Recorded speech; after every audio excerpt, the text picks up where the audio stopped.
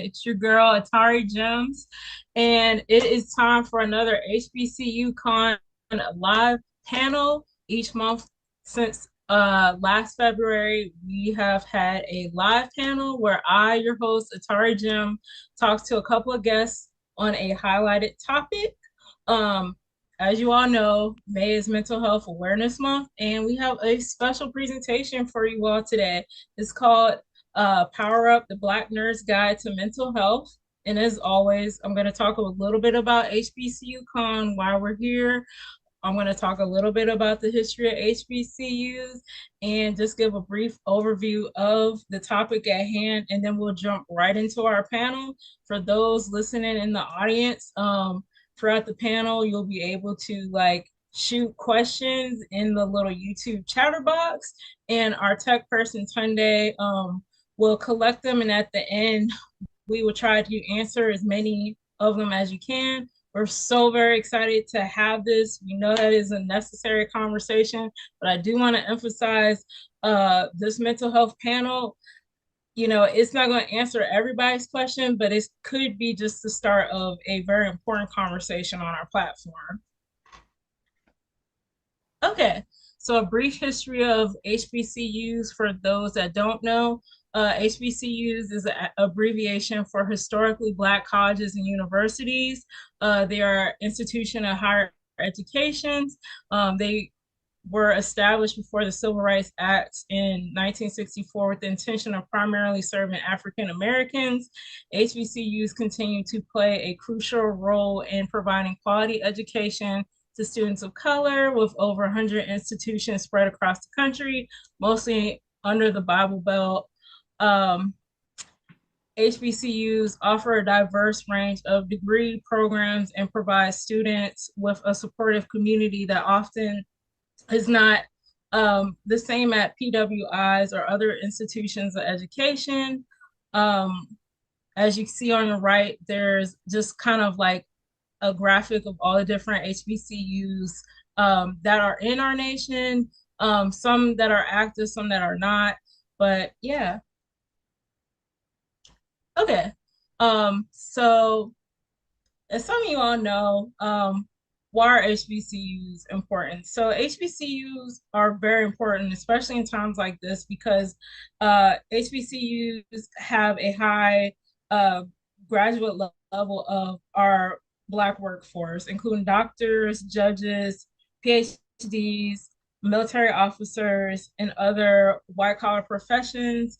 And it's just so important that we hold on to these institutions of education that work to not only empower previous generations, but future generations to come. And a little bit about HBCU Con.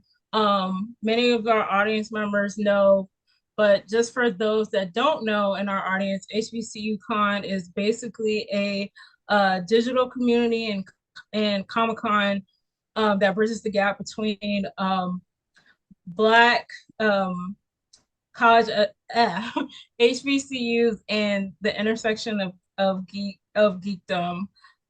So for this unique lens, we offer you the Black Geek Homecoming Experience. We are happy to showcase the brilliance of HBCUs as well as students, people who want to support HBCUs, um, graduates of HBCUs, and staff of HBCUs. I do want to emphasize that if you want to support HBCU Con, you don't have to be an HBCU grad. I'm one of the only staff on HBCU Con's staff that did not attend the HBCU, and I really kind of wish I did because they birthed so many like brilliant and beautiful people that I like know and love today. But going forth, HBCU Con has been around since 2018. Here's our co-founder, Shauna Lawson, and some of our brilliant people that are in our community. And yeah, speaking of HBCU Con, outside of some of the virtual panels like we had, we do in-person events. With most recently, we sponsored plus ultras villains ball that happened on May 2nd. But coming up, we are super excited and we've been working really hard to bring forth our minicon geek fest. That's happening June 22nd, and it's going to be a lot of fun. It's powered by MagFest and White Market, and there's going to be arcade. There's going to be an arcade. There's going to be live performances, a cosplay showcase, photo ops, food, all types of stuff.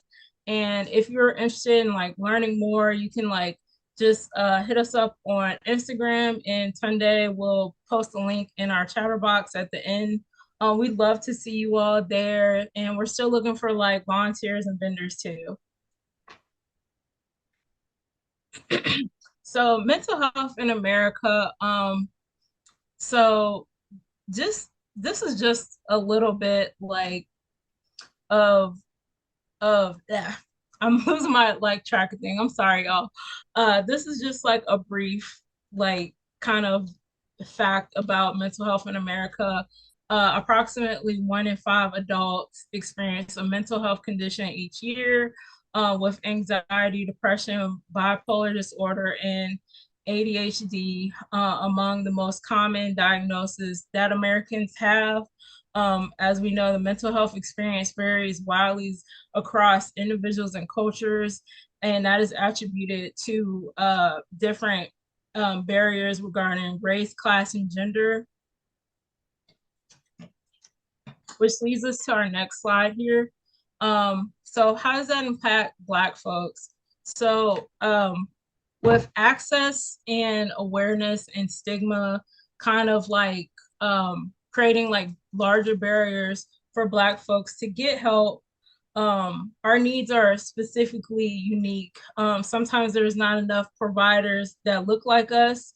Sometimes we don't have the language to sometimes articulate our experiences. And some people, I hate to say, they may feel that they don't need mental health and they, God's gonna fix it, et cetera, et cetera. So even though our conversation is about like mental health in the blurred and Black nerd community, we are part of the larger like Black community in America. So I'm super excited to like chat with our guests, and I thank everyone for like coming out on a Friday to talk about like mental health, because like y'all could have been seeing like centers for like the sixth time, or like seeing something else, or like doing something else. So I want to like thank you all listening at home, and I want to thank my panelists. um and this is just like a brief like overview of like resources that you all can access if you are at home and just like, what, maybe I need help and I don't know what to do. There's always the 988 crisis line. You do not have to be in active crisis to call. You can call it if you're just like, I'm really anxious and I need some help. I've called it when I'm like, yo, like, hey, I need someone to talk to that's like not family or friend. And there's always someone like nice to talk to you. Um, your community service board, every community has a community service board. So, that's going to vary from whether in a rural area or a city. But if you're like, I need a therapist, I don't know what to do, you can always call your community service board and see how you can get enrolled into services in your community. Different resources by NAMI. NAMI is the acronym for the National, I think it's like National, I'm really messing up. I'm really sorry, y'all. But I know it's like a national, I think, association of mental health institutions. Um, I'm gonna double check that because I don't want to get it wrong. And because we are a college focused brand, many campuses, including HBCUs, offer comprehensive and inclusive health, including mental health services, often provided to our students and staff free of charge. It's in your tuition. When I was a young person in undergrad, I had a therapist. I did individual therapy and I did group therapy, and it's life-saving, it's life-changing, and I recommend it. And also, if none of those, help, you can always like do some of the different apps. But that's just, tip of the iceberg. We hope you all start to think of of ways in which you can get help if you're like considering getting help or you feel that you need additional support. So yeah, that leads us to our panelists for tonight. Sorry, audience, I have a small cold that I'm getting over, so I have tea. I'm super excited to introduce my panel tonight. I don't want to give too long of introductions because, as you all know, I believe people can introduce themselves, and many of their bios have been shared on our Instagram feeds. So, starting from the top, we have Dash. He hails from New York. He is a wrestler and he's amazing. And next on our panelists, we have Ramses. He is a power lifter and a fitness and wellness coach hailing from North Carolina. And then we have our lovely Dr. Lux, who is a student and a mental health advocate hailing from the Carolina region. And then myself, Atari, you all know me, volunteer coordinator, host for this evening, hailing from Virginia. And I formerly had a radio show on mental health in the Black community. And our last guest just joined us. Um, Oops. Oh my God. I'm sorry. Oh my God. I'm sorry. Jazz. She just joined us and she is a RN, and we are so excited to talk to everyone this evening. So give it up for yourselves. I know I just talked a lot. I do apologize. I hope I didn't mess up anything. But yeah, I have some questions, and since it is social media, my question is to just kick it off and anybody can like answer it. What role does social media play? Um, what role do you feel social media plays when it comes to taking care of your mental health or not taking care of your mental health? I can start. Hi again. My name is Dr. Phoenix Lux, and I am no longer a student. I am actually a doctor and licensed therapist.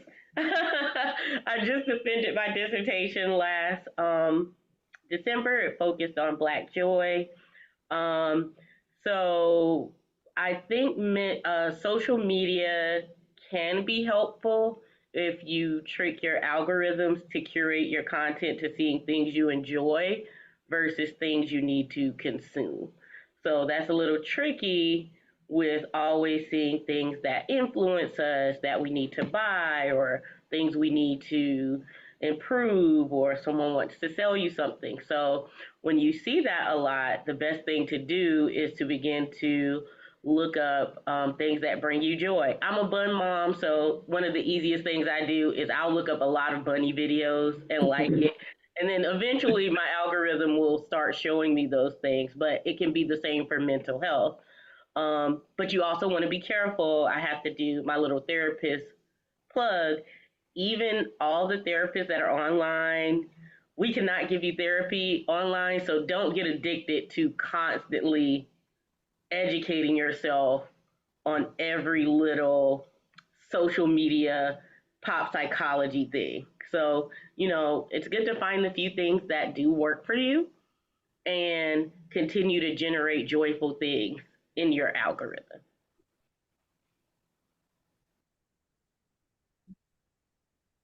I guess I'll jump onto it next. Hi, everybody. I'm Dash, also known as the One, or more affectionately known as the artist formerly known as Dash these days. And I find social media to be a double-edged sword. Very much just to piggyback off of what Dr. Phoenix said, like it's just one of those things where you do have to curate it. It's good when you're using it as a tool for the things and you allow it to feed you in a positive way, but it can also be very negative because it's why they have the terms like doom scrolling, and sometimes you can just oversaturate yourself with either negativity or just overstimulation. And, I'll just share like for me, I like that idea that everyone, I mean, it's a known thing to say like everything in moderation, everything in moderation. With social media, I think that's another one of those kind of concepts. It's good in moderation. You got to know when you're able to receive a lot of those things and go through it and curate, but also know when to disconnect so that you can actually center yourself and then come back to it when you're ready. I'd like to pick up from that, please. So jumping off of that, Rams is here again, reintroducing myself, also known as Pharaoh Fitness. With social media, it like Dash said, it is definitely a double-edged sword. On the positive side, I do believe that it's a an amazing way to tap into a community, grow a community, become part of one, and also grow one's business. On the negative side, though, there is the whole thing with getting obsessed with likes, views, and stuff like that, and comparing ourselves can definitely be detrimental to our mental health. As a content creator, I definitely, I definitely go through my waves of enjoying being on social media and not enjoying it. So it's really all about finding a balance, honestly.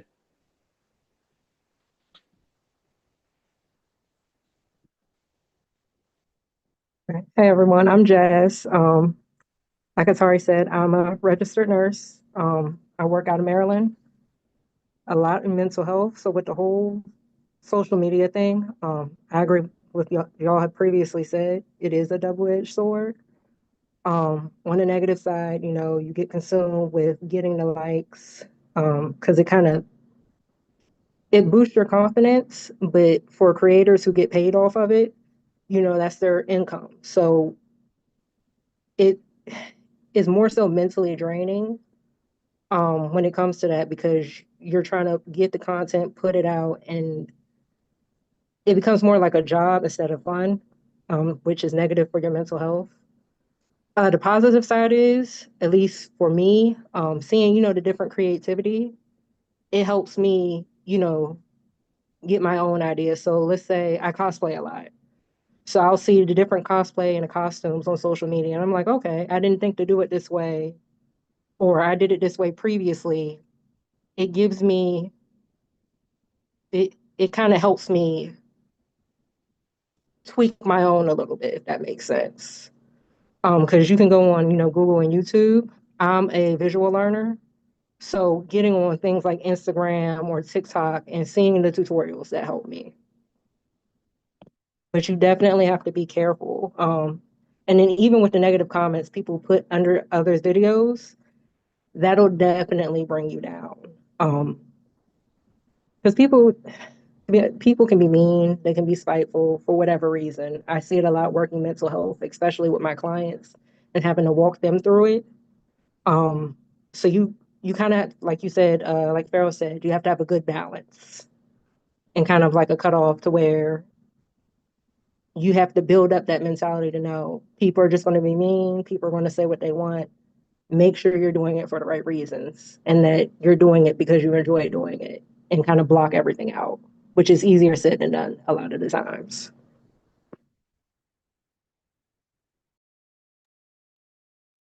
I have nothing else to add for that. I think you all hit it on the head about just kind of like navigating, like having a balance with social media. I think for me, I feel like I sometimes I experience FOMO when I use social media too much, and I'm like, wait, hold on, where is this vibe coming from? I don't need this. So yeah. Moving on. My next question is like growing up, did you all have like people to talk to about like mental health, like whether that's your grandma, like a church member, a member, like a coach or anything? And if so, like who was it? And it's totally cool if you didn't.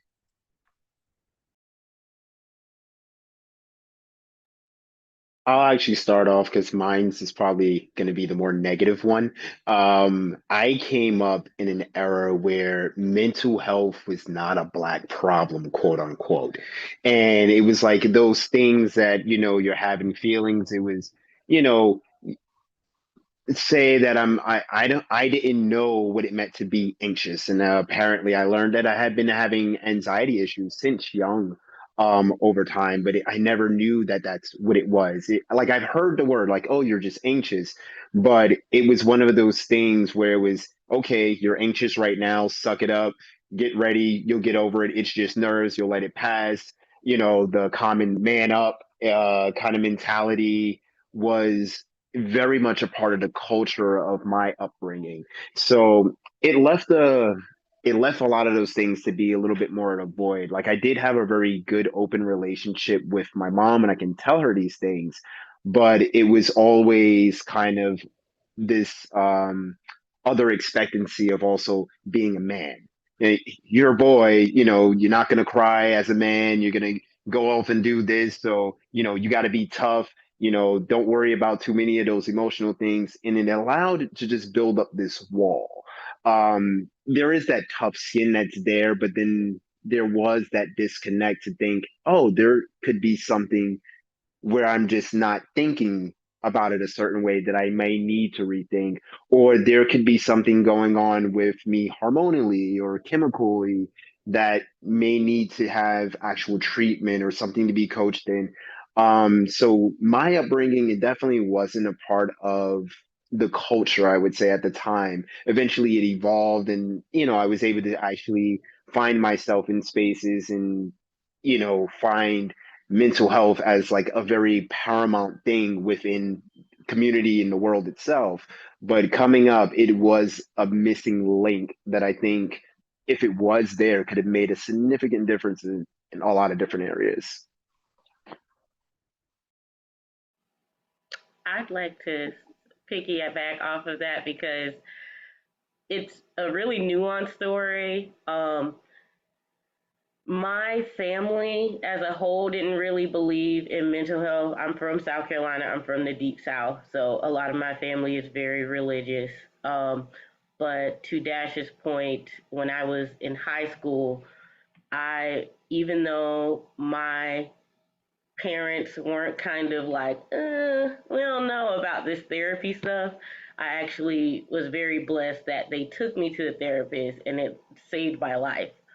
So I got to see the difference between having someone who's a friend to talk to, family versus actual therapy. And I think people confuse sometimes the overlap because you do get very intimate with your therapist, but they are from an objective standpoint and they don't have expectations. If you tell your mom she did something traumatic to you, she also has her feelings and the relationship you have, and you have to deal with that. If you tell your therapist, you get to work through your own trauma. And so I also got to see the importance of having a therapist that was like you as well, because I had a older white psychiatrist initially, and he was very infatuated with my intelligence. And so it was kind of weird because it's like, wow, you can articulate your own feelings. It's just amazing. And so it was a little weird. And then I actually got a mental health therapist, a counselor who was a black woman who was the first to say, I think you may have anxiety. And we need to talk about this. And that, again, changed my life because I was 17, 18, about to go to college. And so I really, even though it happened later in my teenage years, I just knew at that developmental stage of becoming an adult how important it was. Like, when I got to school, where to find the therapist, or if things got really bad, I needed a therapist, and just knowing that you have that option, um, really, like I said, was life saving. I want to follow up from that. For me, it was sort of the same scenario as well. I didn't really quite, or let me rephrase that. Mental health didn't really become a thing in my family that was a priority till maybe my teen years as well. This is like about 16. I had my first therapist.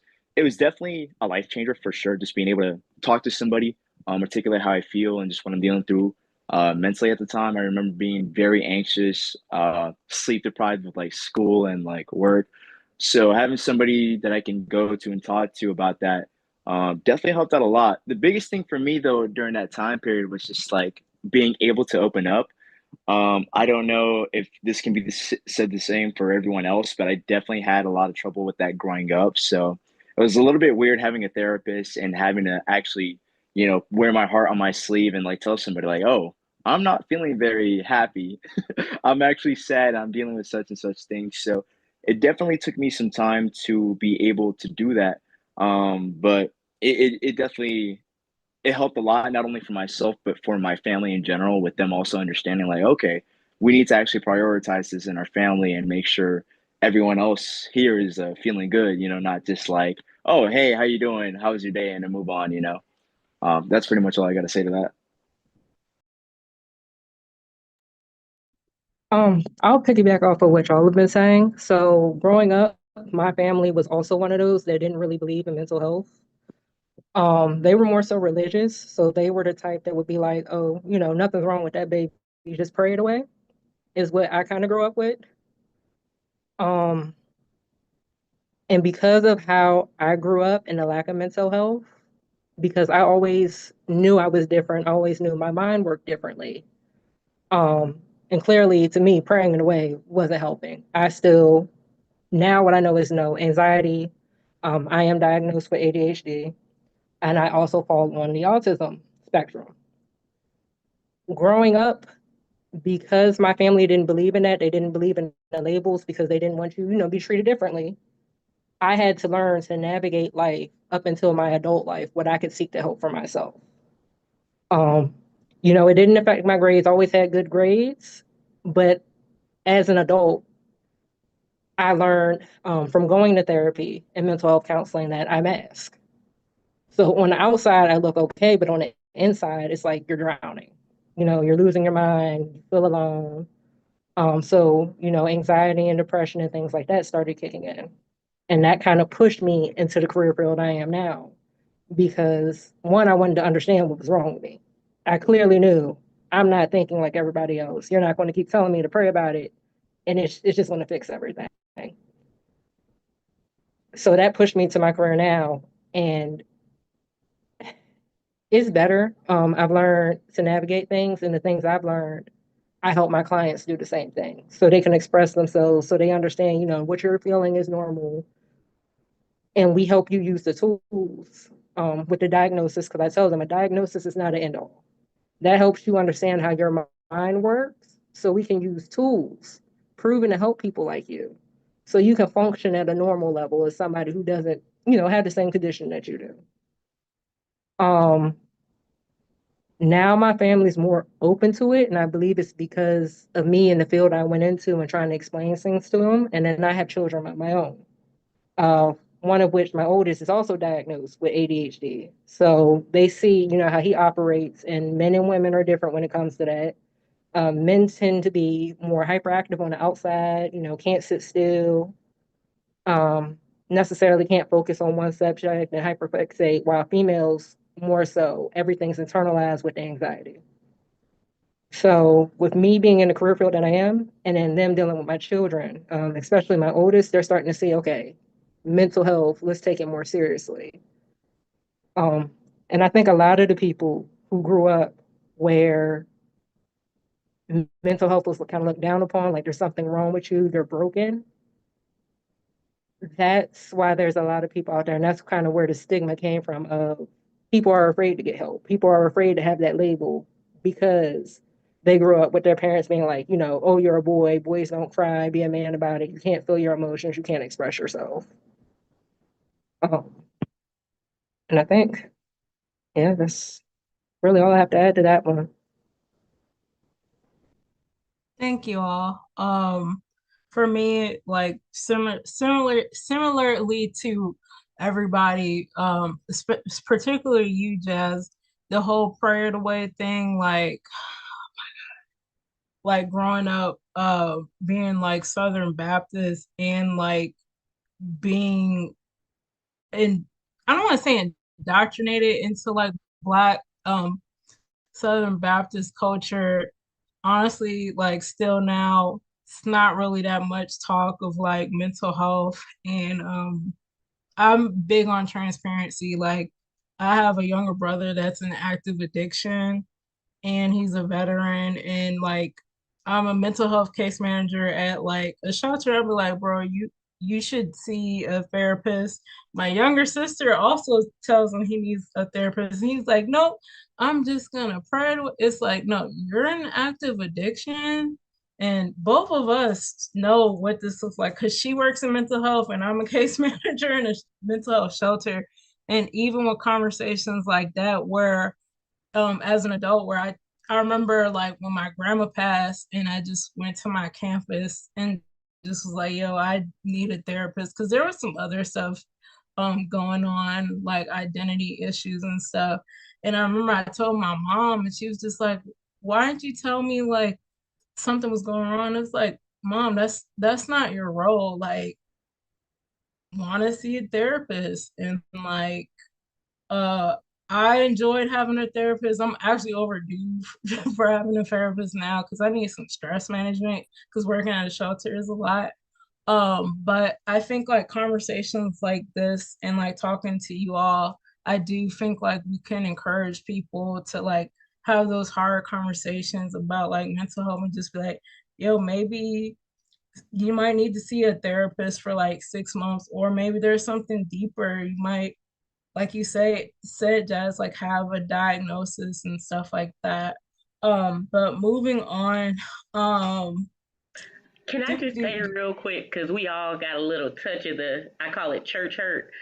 For the anybody church, listening yeah, out please. there, you do not have to choose. I know they tell you like it's like pray or counseling.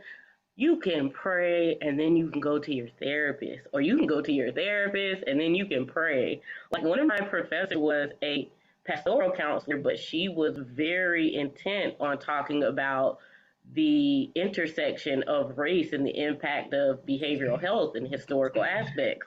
So it can coexist. So if y'all out there, you don't gotta choose. You can do both. You can have both.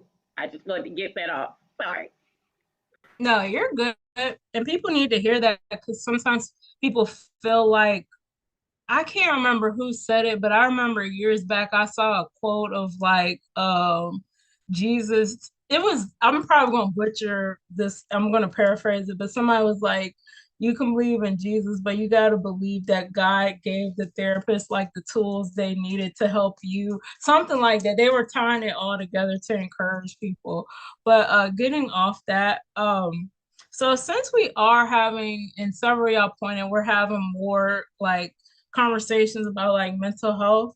And as you all know, our beloved Dochi's anxiety song is blowing up.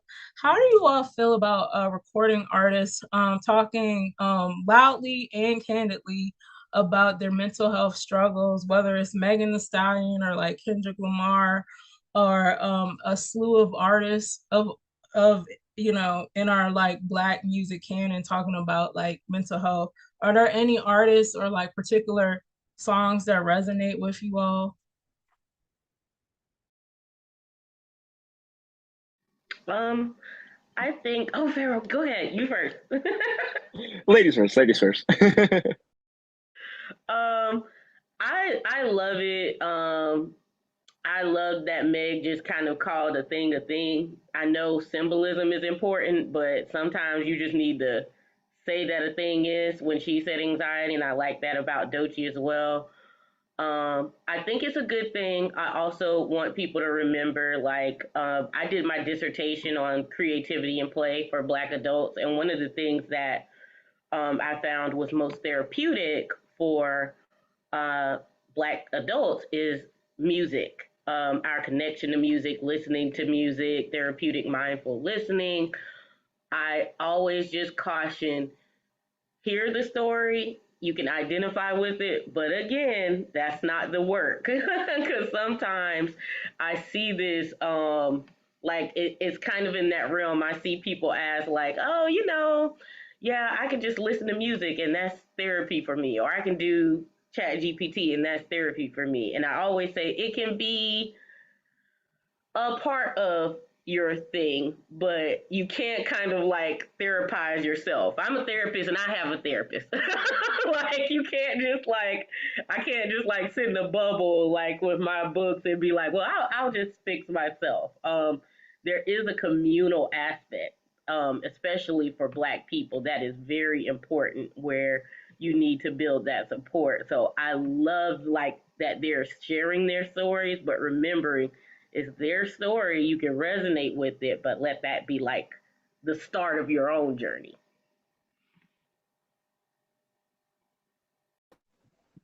So for me, I remember during my teenage years, I listened to a lot of like Logic and Kid Cudi, just because they were very open about just mental health and just talking about their life experiences. For me, it uh it gave me that feeling of like knowing that I'm not alone. I think a lot of us, when we're going through something, we feel like it's the end of the world and we're the only ones going through it. So being able to hear that other people who are super like successful talking about like just depression, anxiety, and all these different feelings and vocalizing it's like, man, okay, I'm really like, there's other people just like me who look like me who are going through the same thing. And it takes away that aspect of loneliness. Um, yeah, that's really all I got to say to that. Mhm.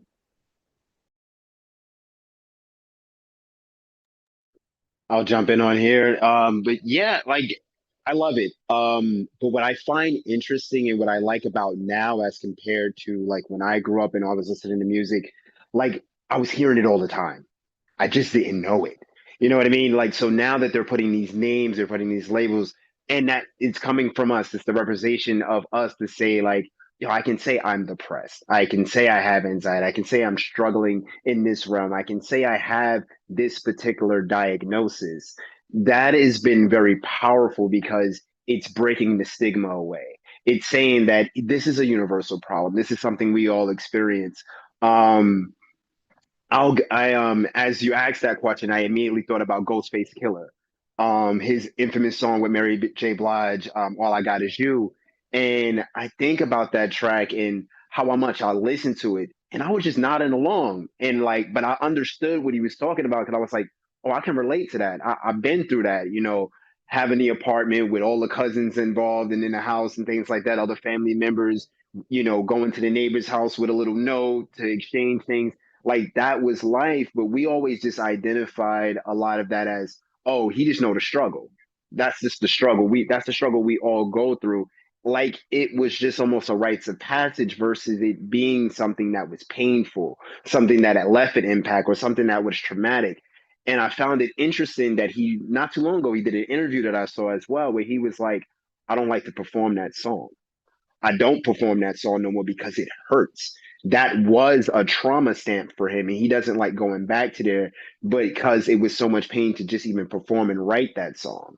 So, hearing things like that, it raises the awareness, it breaks the stigma, and it's really good because it makes people it makes everyone, I think, more comfortable with trying to have those conversations, more comfortable to seek help and actually know that, hey, this is a universal kind of issue. This is not a black thing, white thing, nerd thing, a weak thing. This is a people thing. And we all got to get ourselves together. So I love hearing, I love seeing it.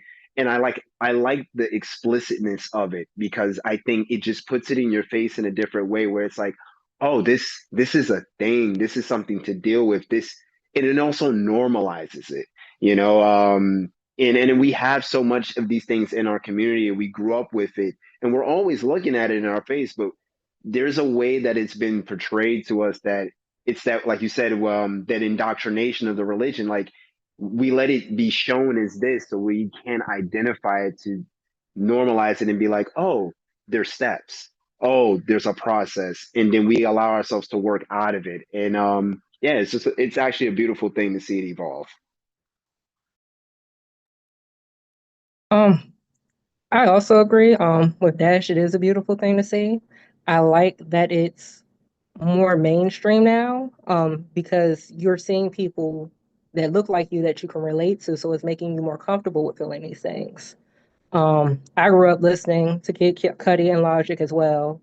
I grew up listening to August Alsina. Um, he has a song called Song Cry that I like, which is emotional. And then Lloyd came out with True a couple years ago. And I also agree with Dr. Phoenix when it comes to you can't just listen to the music, you have to also put in the work. Um, Not even just my clients, but friends who, they'll lean on me and they'll tell me because they like people like, who is it? Triple X.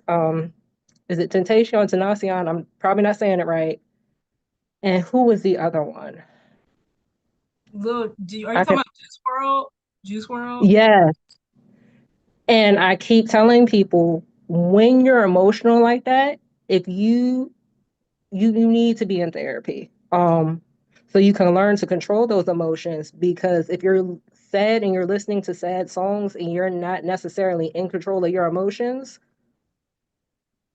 you may start doing the things they were talking about in the song. So when it comes, I don't want to say the word because I don't want to get nobody in trouble, but to ending things, if you're already in that mindset, you're probably going to turn to that, and that's not what we want, because you're not in the state of mind to understand that they're expressing themselves. Yes, you both feel the same way, but please don't go and do what they said they did in that song, because you're going to end up in a similar predicament.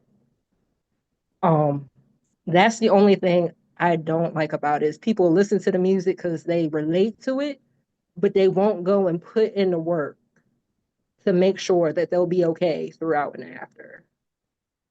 So I Right. like that it's more mainstream and it's getting more attention, but I just need people to be mindful that just because you go to therapy, it does not mean you're crazy. There are completely sane people to go to therapy. I'm a nurse, and like Dr. Phoenix says, she goes, I go as well. It's just good to have somebody to talk to and build that rapport with, so that when something were to happen, you don't have to start from ground zero and tell your whole life story in one session, because it's not going to happen. But if you've been going and you've been going consistently, you've already developed that rapport. So when something happens, you don't have to start from the beginning. They already have a vibe for you, you have a vibe for them. You're already within that comfortable space that it's easier to figure out what's going on and work on what's wrong. So that when you're listening to these lyrics, you're not tempted to do what they're saying they're doing in a song. I tell people, when your mindset's like that, if you're not going to therapy, you don't have to necessarily listen to gospel. I know that's what I do to put me in a better mood, but listen to a more upbeat or hopeful song to get you out of that depressed mood, instead of gravitating towards, the Juice World or Triple X. That's a little bit more depressing, because when you're emotional, you're going to be more sensitive to things and you're not necessarily going to be thinking at a level you normally would. Right. I'm glad y'all made that distinction about make sure that you do the work. Like me, I'm gonna tell y'all, and maybe y'all have seen on my Instagram, there's a band that me and my friend saw a couple of weeks ago. They're a new metal slash emo band with a black lead singer called Magnolia Park. And that was the first time I went to like a new metal show that had a lot of black people in it. And I'm from that generation. I'm 32, about to be 33. And growing up, like a lot of the angry music, it was DMX, Rough Riders, or it was your Corn, your Limp Biscuits, your Linkin Park, and so on and so forth, and like emo music. And I think it's really beautiful. Like now, a lot of the kids, they are revisiting new metal, and they have Magnolia Park, and they have like the Kendricks, they have the Doechii, they have the SZAs, they have all these beautiful artists that, you know, show the complexity of like human emotion and stuff. But I often, like you all were touching on, like, you know, how much is it becoming like idol worship? Because it's like the song that's cathartic for the artist, but is this a prison for the listener and stuff like that? But so it's twofold. I love that y'all brought that up and made that distinction. I Before guess we, since I'm oh, sorry, go I just ahead. wanted to add, to like what Jazz was saying and what Dr. Phoenix has also like touched on and such. What one thing that I also have become like hypersensitive to is that with that level of awareness and with it's also made these buzzwords like trigger and everything else, and like it's also, as much as it's made it normalized, it also kind of made the landscape very easy to try to like use the terminology in a very negative way. So it as much as it's normalized it, I feel like there is that barrier that we also have to be careful of. Like, gotta kind of keep a boundary to think where it's like not everything is really should be a trigger. Not everything is going to be the result of this, or a reason to recommend, hey, maybe you should get tested. Oh, that sounds like an ADHD thing, and such like that, because you're hearing it in the music more often, and a lot of people are just kind of like also going with the flow of it. And it's like you gotta have awareness, but you also gotta have, I want to say, gotta have discernment with it too. There's that discernment to actually know that, these are the categories where you can look at it and see, but if you're not a mental health professional, you don't start diagnosing a person either. Just because they sound like they went through what Megan said, that that person may not be depressed. They might just be sad in the moment, and things like that. So like there is, as much as I enjoy seeing it, I am having also that hypersensitivity. Like I didn't get to touch on it the first time, but as you guys were saying, I was like, yeah, there's a lot of that happening because I hear it more often, and I sometimes find myself sitting and I'm going, as someone who worked in the profession and things like that, I'm like, no, they're having a bad day. That's not a reason to want to recommend somebody for a drug test, or that's not a reason to want to recommend somebody for this and that. Like, that's not the symptoms may sound the same, but it's not something for a diagnosis. But with normalization, we have to be careful that's the other ugly side of it too. So very similarly, as much as I like them talking about it and raising awareness, I do want more of the like, there's professionals. Make sure you're getting that professional help. Don't follow this and things like that. I'm just giving a storybook and I'm sharing to say that this is happens in the world, but you got to take the right steps, and also don't push that on anyone else. Don't start projecting or anything like that either, just because it sounds so similar or you identify with it in this track or such. So yeah. Dash, you gonna get me to yapping because I can't tell you the amount of times like my family or something, they'll be like, oh, that was so traumatizing. And I'll be like, no, no, it wasn't. And they're like, so you're insulting my story. I'm like, no, as a therapist and someone who like has done research and studied this, that term has a real definition. And you getting in a fight with the lady at the grocery store, y'all didn't permanently damage each other. Y'all just cussed each other out. It was nasty. It wasn't trauma. So it's really, like I said, I love the music. And I did want to say one thing I do with my clients is, because music, and I primarily work with Black women and BIPOC people, is practice what is called mindful music listening. So listening to things with an intention around it, and not just kind of like going into, like you said, Atari. In college, it was Waka Flocka. He had a period where he was really angry, and we was all into it. It wasn't all just partying. And I can remember getting real angry and hyped because I'm angsty too. And I realized, I was like, yeah, maybe I should put this down. Yeah, like Maybe I can step out the trap house just for a little bit. Because music is powerful in that way, and with mindful music listening, you set the intent. I know Pharaoh mentioned Logic. I think one of the best things he did was make 988 a song, and it was very repetitive. And Janae Eiko is really great with that. Like she has trigger protection mantra where you kind of just meditate and you listen to this. And when you do mindful music listening, you're listening with the intent to either elicit an emotion and explore it and not just kind of soak in it, or bring yourself down if you feel very activated.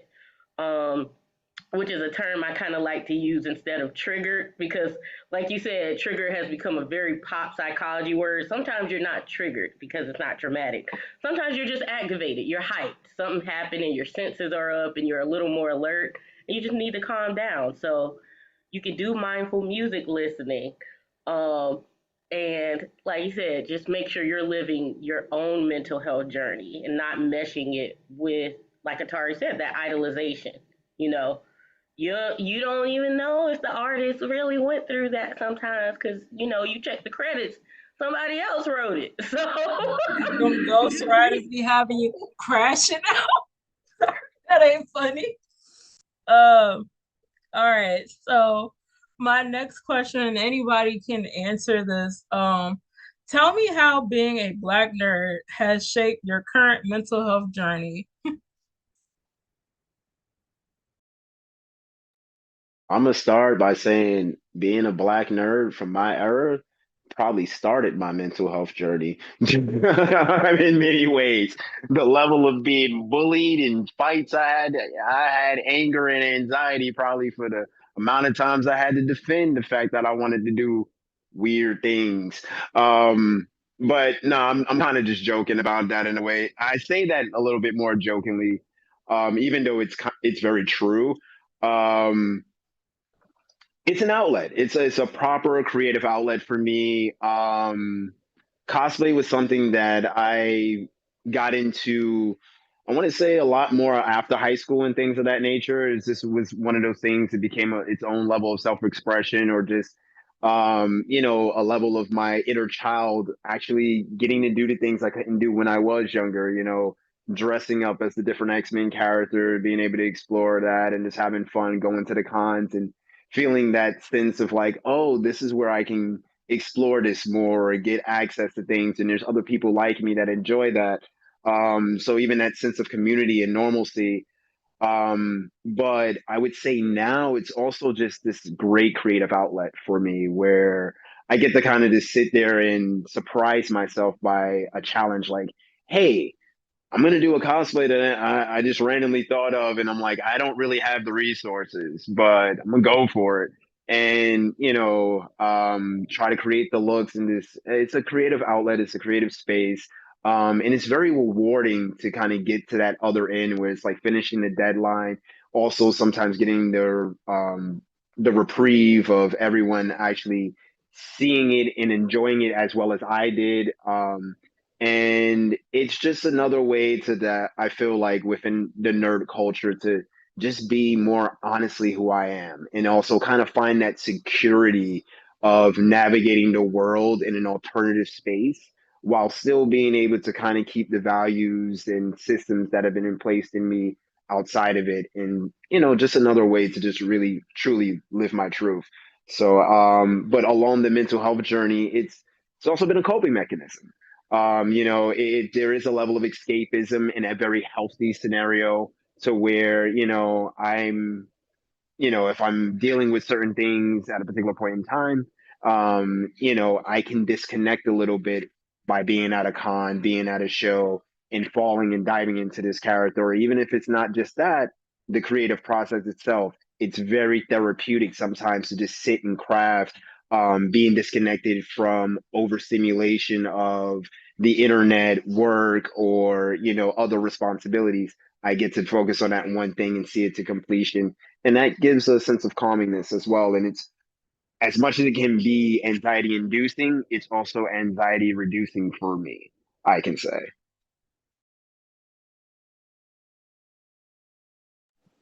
So adding on to that from what Dash said, I want to pinpoint the authenticity aspect. That's been really important for me. Growing up, I've always been nerdy. I haven't been too shy to show that side of myself. The problem with that though is that when people see that you're a nerd, they pick on you for that. So being able to now express myself in that sort of way in a community where it's very much so accepted, where there's also black nerds just like myself, it's beautiful because it's like I don't have to hide who I am. I don't have to pretend. I don't have to mask myself. I can pull up and be like, "Yo, yeah, I'm into all this like nerdy stuff, all this crazy weird stuff, man. This is who I am." And it puts a smile on my face, and being able to see other people do the same thing, it's just like, man, you feel like the world is slowly healing, you know? Um, Trying to think, I feel like there was one more thing I wanted to add on to that. Maybe not. It might come back to me, but yeah, that's all I got for that. So I like to share. For me, like I'm in a Black woman horror group. I've always loved horror. Also I'm a big manga girly. And one thing that has helped me at least like recently is having that kind of like designated space to like talk about like scary things with like my female friends. Cause like growing up, I mean like I understand everyone's nerd journey was different, but for me it was just kind of like my parents accepted the nerdy thing and stuff like that, but I felt like now in adulthood I have like a solid set of friends where I can just kind of fully like geek out. But I think for me, like because I like horror and sometimes like horror can be like really isolating because it's still considered like a white thing, even though we have the brilliant centers that's literally blowing up everything in its path right now. But it's just kind of interesting. Like I didn't know that that could like having that kind of dedicated space was really healing. Like some of my friends, like we were just talking about like all the different pieces of like centers, and then that turned into like, oh yeah, like my grandma used to do like hoodoo and I didn't know and stuff like that. So like for me, I'm thankful that I have like that space and that I can curate that space to like kick it with the homies like once a month and do stuff like that. So it's been beneficial for me. I still very much need a therapist because, like, going back to that case manager job, it's a lot. But yeah, that's all I.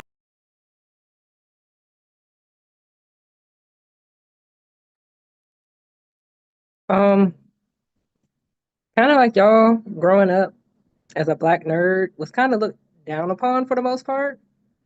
Um, Growing up not even briefly. I grew up in Charles County. And then probably about my seventh grade year, we moved to St. Mary's County. Um,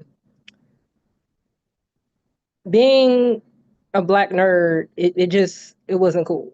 Oh, you're reading books, you're into this. Oh, you're smart. That's stupid, So I never really fit in with most of the kids. It got me picked on a lot.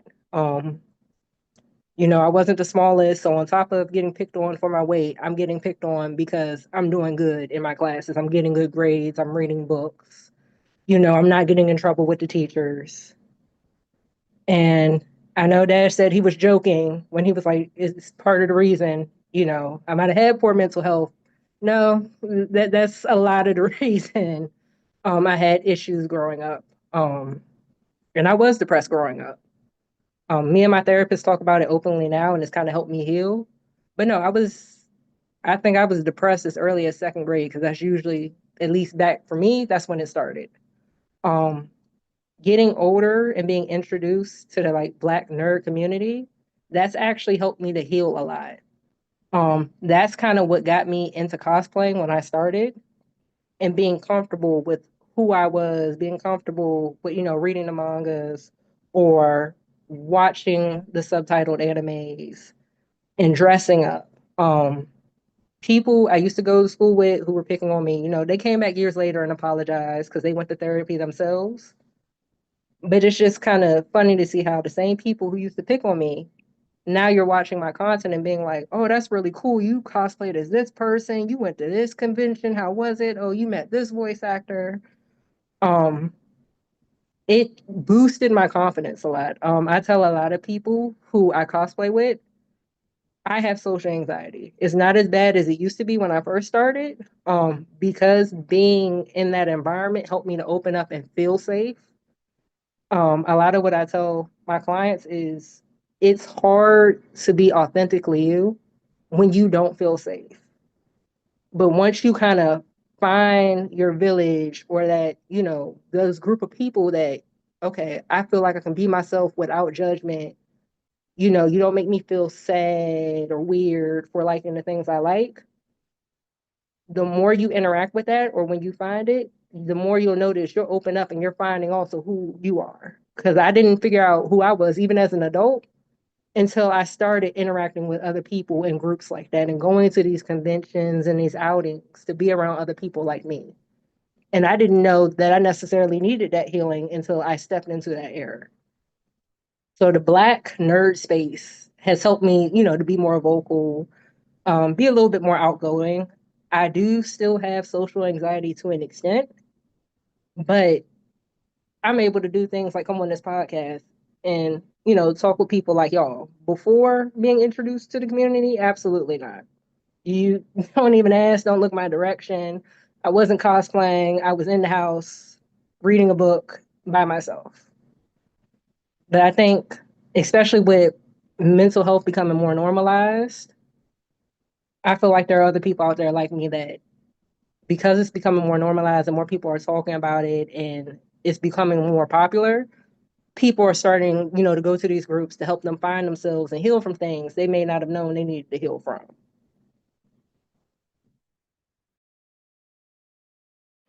Yeah, I agree with that. I think younger, I might be dating myself. I'm 34, so I grew up in the 1990s. We didn't have internet and Facebook groups and stuff, so my blurred experience through childhood, I would say, was very isolated, but it saved me because I had parents who invested in, they knew I loved to read and books and video games, and so I could escape into those places and be into those places when people were picking at me for, I have stylish glasses now, but back then they were like this thick. I was very skinny. I was dark skinned in the South, so I was just like, your stereotypical. I guess Stephanie Urkel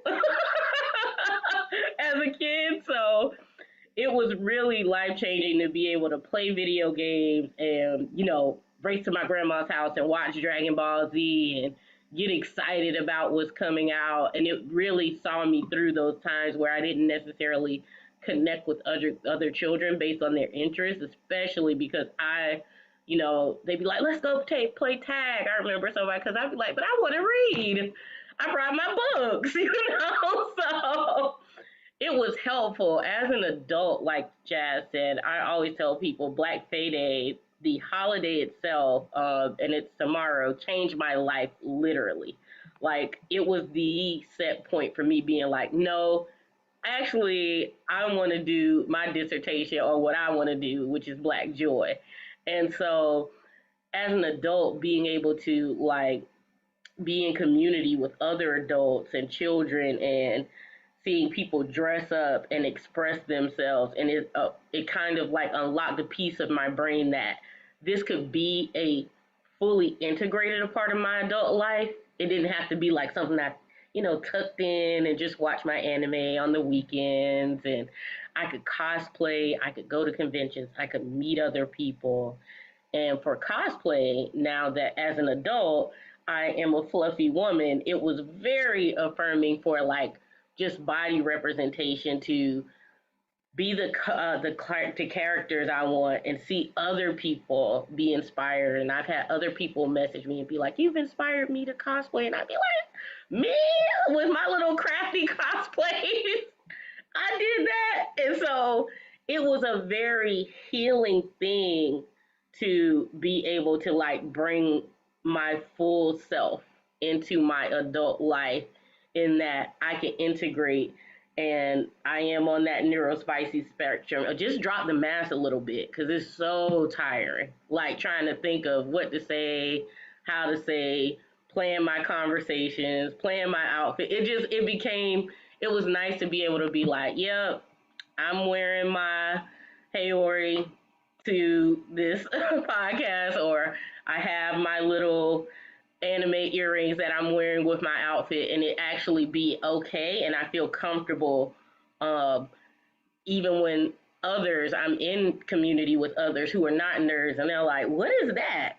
But I'm not like, "Oh, here it is again." I'm like, "Well, actually, it's this, and this," and so it has been very. It's been a long journey, but I think it's been one that has been the most consistent in being life saving for me. Awesome, everyone. I too am a weird earring girly. Don't know if y'all can see, but I have little duckies. And I thank you all for sharing y'all's little nerd. Oh, those are awesome nerd journeys because I think it's a beautiful thing. Tunde had just informed me that we are a little bit over the hour mark, and there's no audience questions at this time. So I have like maybe two questions left. And then like I'll share with everybody like how they can keep in touch with you all and that sort of thing. So my next question, and I know it's gonna be basic, but I gotta ask, tell me the ways of which that tell me the ways that you all take care of yourself. Like, mental health day. I know we, popularized that, but we gotta talk about it. I'll actually go first on this one.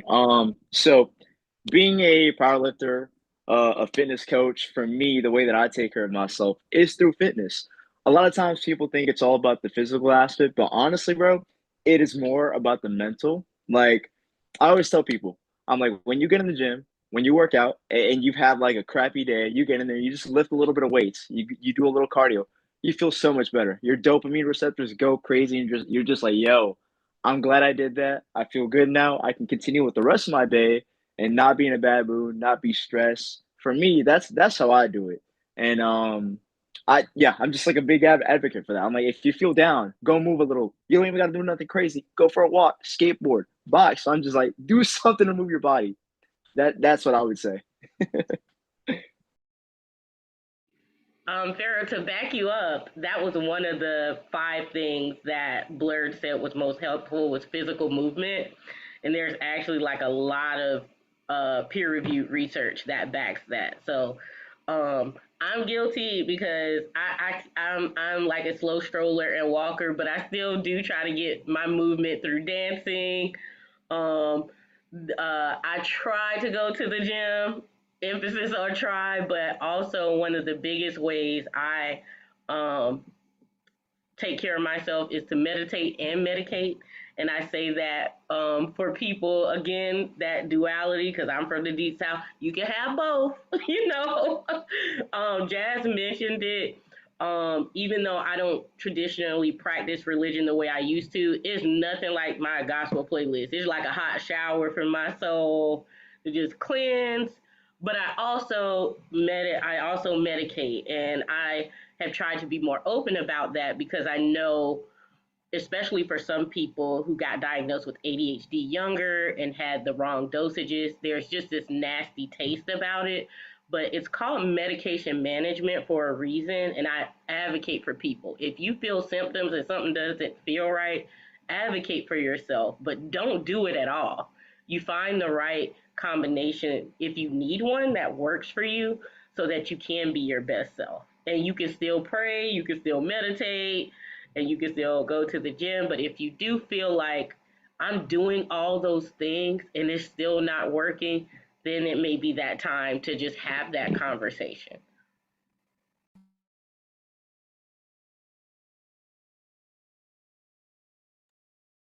Um, if y'all have ever been to a hospital, you've either heard the nurse or the doctor say, healthcare providers are the worst patients, Um, it's taking years into my adult years to finally learn to be, I guess, consistent with self care. Because, like they say, if you don't take care of yourself, you're not good for anybody else because you're going to burn out. I've learned that lesson the hard way several times. Um, Now I do pray. I pray and I meditate. Um, I do take medication for the ADHD. Growing up with a family that didn't believe in diagnoses, and was against medication, that kind of followed me up into my adult years. So when I first got diagnosed, I was against it. I didn't want to take it. I wasn't taking it consistently. But going through therapy and working through those emotions, when I finally started taking it consistently, I cried for the first time. Growing up with that diagnosis, it's like there's a million and one things going on in my head at the same time. So it's not voices, it's like an ongoing list. You complete a task, that task jumps right back on the end of the list. So I'm always drained and I'm tired. When I was in nursing school, I started taking it, and it was like my head was complete silence. I could focus on one thought at a time. I wasn't overwhelmed, and I had energy to get tasks done that would usually take me probably a couple of days to do. I was able to do it in one day. So a lot of self care is, you can pray, and like Dr. Phoenix said, you can do both. There's no reason you can't do both. You can pray and you can medicate, but just making sure that if you're doing, like Dr. Phoenix said, if you're doing all these other things and something's still not working, take that next step. Go to therapy, get the additional help because there may be an underlying issue. So part of my self care, I go to therapy weekly, especially as a nurse working in mental health. Um, that is draining. It's at least a few times a week where I'm kind of like, bump this. I ain't going back to work tomorrow, knowing daggone well I'm gonna clock in and deal with my clients. So to find that balance, I go to therapy. I might go for a walk if time allows. I will go to the gym, not as often as I probably should, but at least what I like to say, go outside and touch grass. So I'll go outside, get some fresh air, just to be one with nature, even just for a little bit, to kind of bring me back to reality and kind of level myself.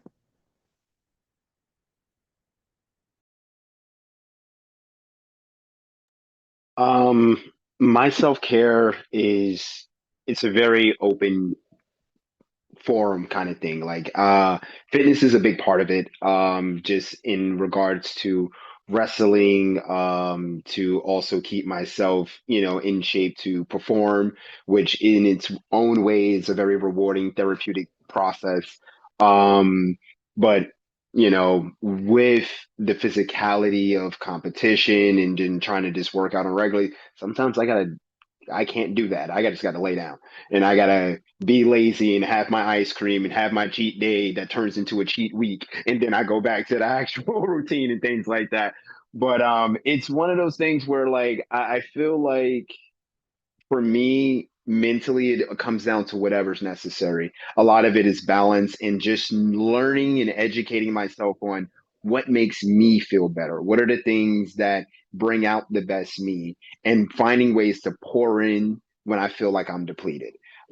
Sometimes that is therapy sessions. Sometimes that is the conversations with friends. Sometimes that is going to be going out and consistently going out till I just got to pass out and then, for 2 weeks hey guys, no one talk to me. Because I get tired of people too. Like I'm one of those like what they call the introvert extrovert things, and it's going to change. It's going to change. But being able to kind of know myself and go with that flow allows me to navigate those things, and as it needs to be, I adjust. And being flexible to adjust with that allows me to just kind of pour back into me. And it's funny because it's also been this more very self-realization thing where I'm like, that emotional intelligence to know who I am, that ability to just kind of say, oh, this self-actualization. I feel so much more comfortable in my skin. I recently just put it out as a quote. I feel so comfortable in my skin, it's become like a force field. Like I can push away, I have those boundaries now. What is not needed or what is not necessary can't come in. And those have been the things that really have allowed me to kind of feel, you know, that's been the self-care because I know like as I stay authentic, as I allow these things to adjust and modify and stay flexible but stay true, I'm gonna be all right no matter what because I'm ready for the next day and the next thing.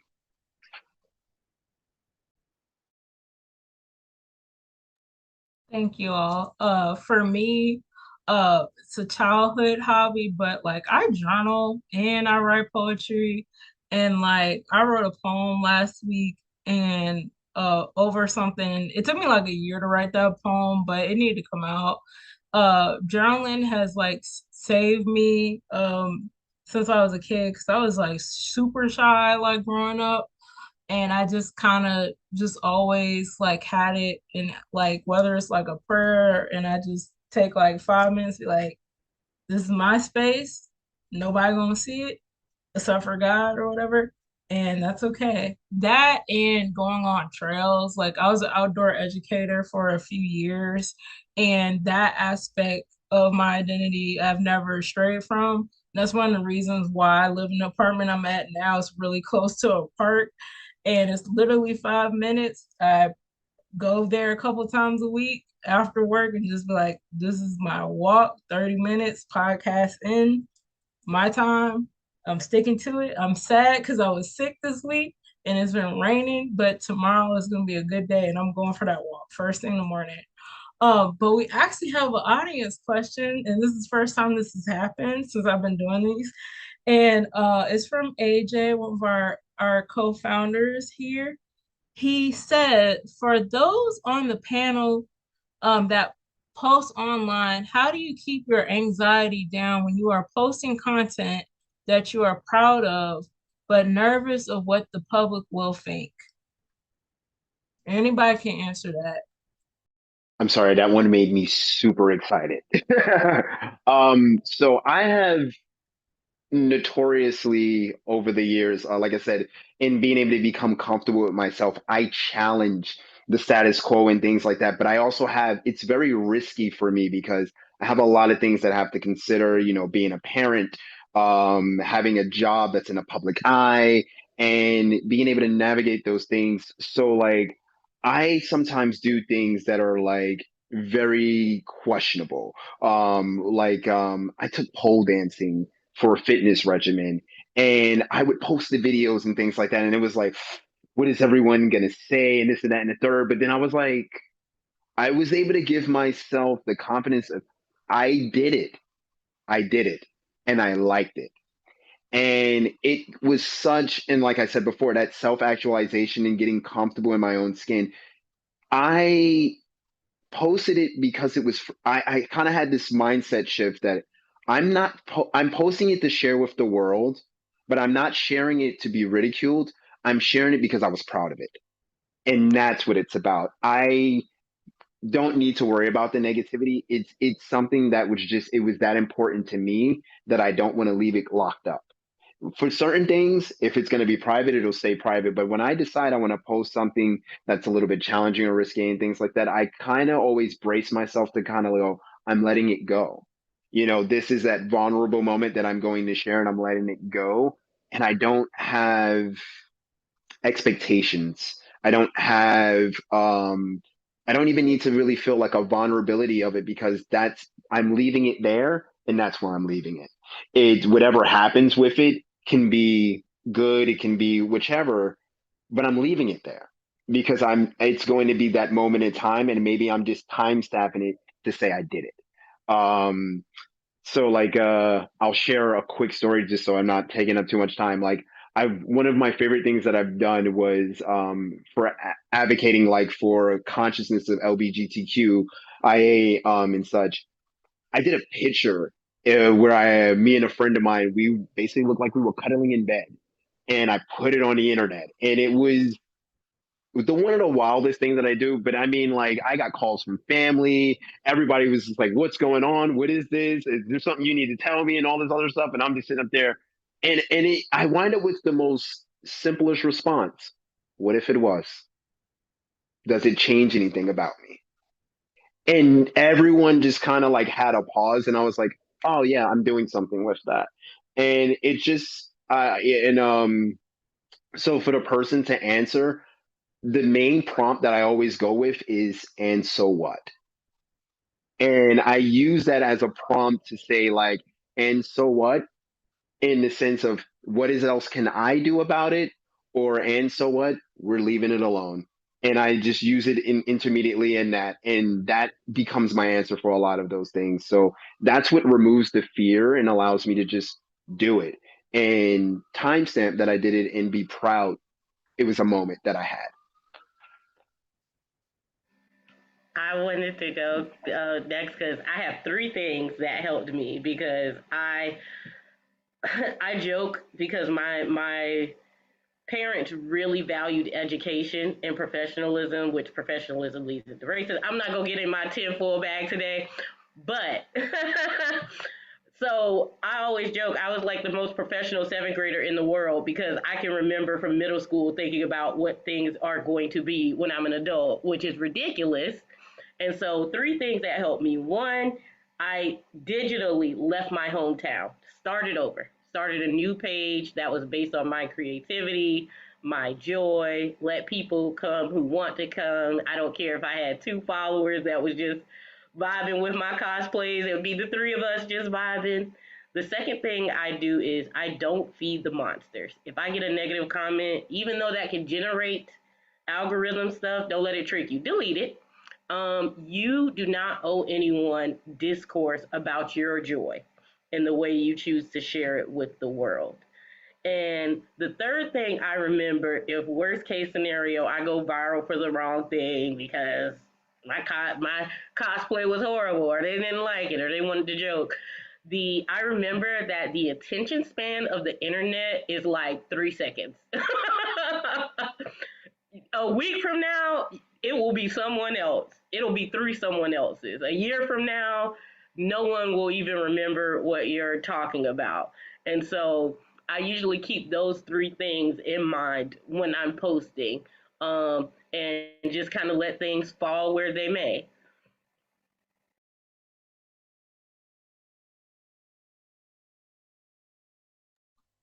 Did anyone else want to answer that question? Question?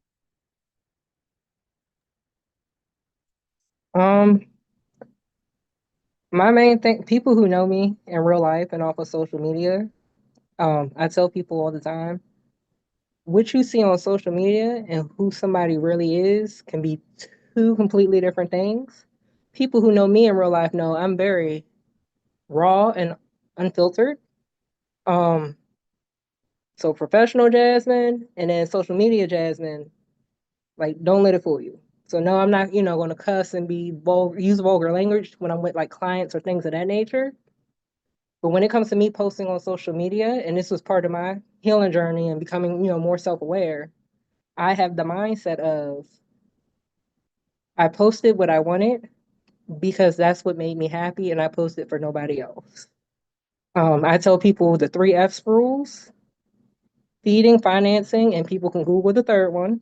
If you're not doing any of those, mind your business. And even if you are, if you come at me incorrectly, it's still going to be bumpier. I'm very authentic and transparent with who I am as a person. So people who know me know I'm going to post what I want and I don't care. And I had to develop that stronger mindset, especially with being more so in the public eye when it came to the cosplay. I had to strengthen that mindset of I'm doing this for me. So if somebody doesn't like it, I'm not going to be everybody's cup of tea. I may be somebody's cup of Henny straight, and that's cool. If it's not for you, unfollow. Don't look at it. Keep scrolling. I don't need your 2 cents. You can give it to me if you like, but you might not like the response that you get. And that's kind of what helped me with the whole social media thing. People are going to talk about you into the day that you are no longer here. Did that put food in your stomach? Did they help pay any of your bills? And when you're long and gone, what are they doing for you? So I tell people, just easier said than done, because it's taken me into my adult years to develop that mindset, but just ignore them. As long as you're happy and you're happy with what you're putting out there and you're doing it for you and not for anybody else, that's all that matters. Sorry, could you repeat the My question one computer more time? Oh, froze. sorry. Yeah, you're good. You're good. I was just asking, could you repeat the Froze. question for me one more time? Want to get the brain shifting again. Yeah, no problem. So we had got a audience question from Asia, our co-founder, and the question was, how do you basically get over posting anxiety for those that have yeah, that are, Okay. if you're self-conscious about it. Oh, I'm okay. so sorry for All good. You're all good. So, based on my own experiences, so I've spent a lot of years making content in general, just if that was like a YouTube page, music, I've been very creative. The biggest thing for me though is just like it's starting out. It's just starting out, posting something and knowing like, yes, a few people may see this, the whole internet may see this, but just know that it's going to be out there and it's going to be okay. You're going to find the people, your audience. You're going to find your niche, the people who rock with it and the people who don't rock with it. Cool. Let them do their own thing. So for me, it's just always keeping in mind like, yo, I'm making this video for my audience, for the gym bros, for the nerds. If somebody doesn't like it, who cares? Who cares? They are not the people I'm targeting. So always keeping that in mind for me has helped me get over that anxiety, because sometimes I may post something goofy and it's out of pocket, and I'm just that's just who I am. I'm a goofy guy, and a lot of times in the gym bro and nerd community, we're all just like silly, and we just sometimes we have no filter. So keeping that in mind has always kind of helped me with the anxiety and just getting over like, oh, should I post this? Should I not post this? Whatever, boom. So that's how I tackle it. All right, y'all. So we're pretty much on our time. So the last question, I'm just gonna ask, like, what are final remarks that you want to give our audience who are like, you know what, I really need help. I'm not doing this life thing. Anything that you want to just any words of encouragement you want to give to our audience members at home, and also like share where people can find you.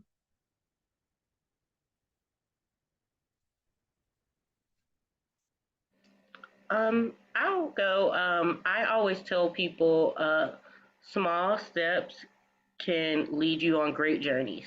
So it is okay if all you did this week was pay your bills and that's all the energy you have. You don't have to save the world in one day. You don't have to be making monumentous goals every year, especially as a black nerd, as a blurred, as a black person as a whole. There is a lot to combat and going on. So if you are okay and well within yourself, that's okay. One day at a time, one step at a time is perfectly okay. Um, if you're looking for me, you can find me at Blurdy Love on Instagram, Phoenix Lux everywhere else. You can also follow my private practice. It's called The Care Salon, and it's spelled Soulaaan. It is designed specifically for Black women and fembies, but all are welcome. Um, and just remember, it is okay to complete small goals one day at a time. And a small goal can be I showered today, and I haven't had the energy to do that in 3 days. So allow yourself to move at your pace.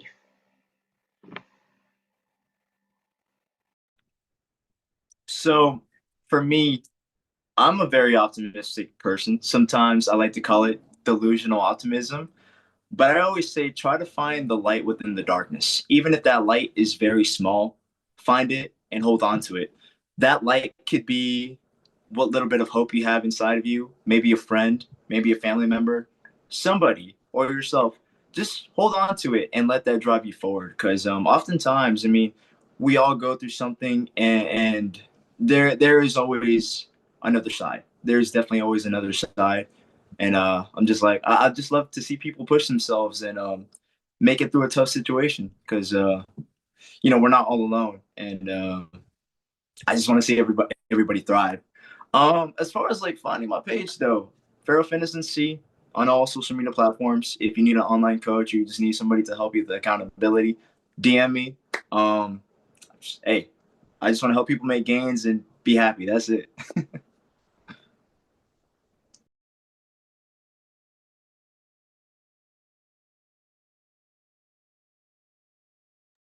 Sorry, I'm over here struggling with the mute button. Um, So yeah, I'm probably I'm gonna start off with my IG information where you can follow me. I can be followed easily on Instagram at Dashing Hazard. That's my handle there. That's mostly my wrestling page.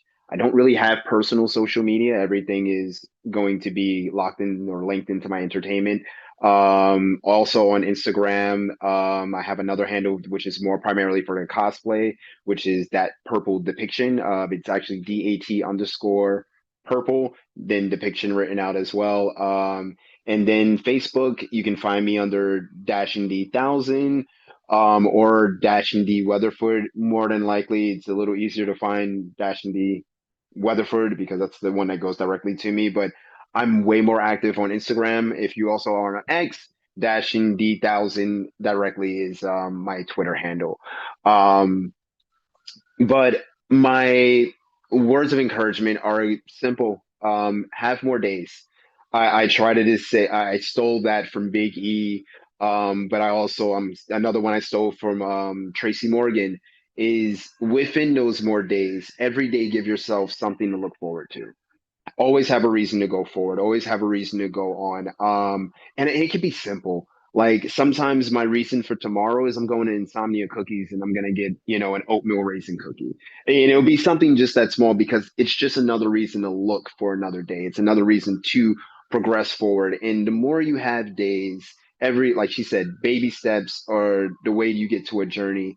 You can fall short and you're a lot closer to a goal than if you never started. So the more you're just going to allow yourself to be continuous, working towards something, going to the next, looking forward to the next, I feel you'll find out you'll be okay. You can make so many things such a temporary moment by just going the next step, one foot in front of the other. So my encouragement for everyone is just have more days, let things be temporary, work towards something new little by little, and have something to look forward to. And I think from there, you will always find a solution that it comes out, it's worth it on the other side. My words of advice, number one, when it comes, finding a therapist or a provider, I tell people, friends, even my clients, find somebody that works for you. Just because you started with somebody, you're allowed to fire your providers, you are allowed to fire your therapist if you're not clicking. Because if you're not clicking, if there's a disconnect, if you don't feel comfortable, you're not going to open up the way you need to so that you can properly heal.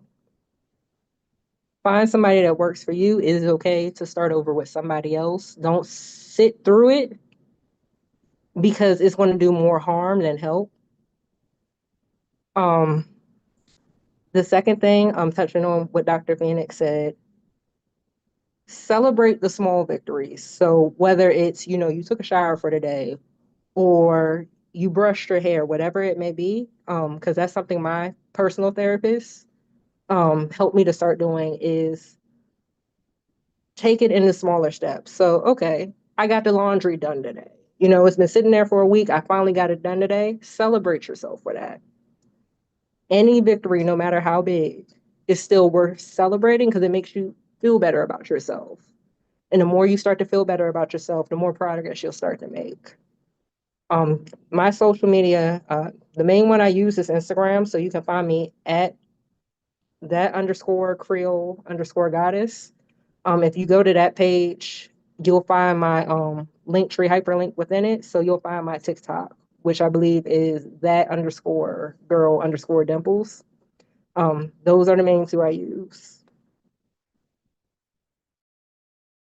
Awesome. And everybody, I am about to share the closing remarks if the computer does not crash. I'm so sorry. Um, but for everyone, in the great words of the wise Kung Fu Kenny, I hope y'all can y'all see him? I'm sorry. Uh, I always live by the "we gonna be all right." It doesn't always feel like we're gonna be all right, but just take it one step at a time. Um, you are not alone. We hope that today's conversation is just the beginning and that'll keep you full. So whether you're a seasoned alumni of HBCU or you're considering going to a HBCU, or you just want to support, we welcome you. Like I stated earlier, our next HBCU Con event is June 22nd, our Geek Fest. You can find our work at hbcucon.org. You will find information on how you can donate, support, and get tickets to our Geek Fest. Each month, we have a live panel here on our YouTube channel that you are logging into. If you want to follow me personally, Atari Gems, my cosplay page is Mocha Hime. The mocha, the O in mocha is a 0, the E in Hime is a 3. And I hope you all had a great time listening to our panelists. And yeah, I hope you all learned a lot, and I hope you all find the help that you need, and let this just be the beginning of a very important conversation.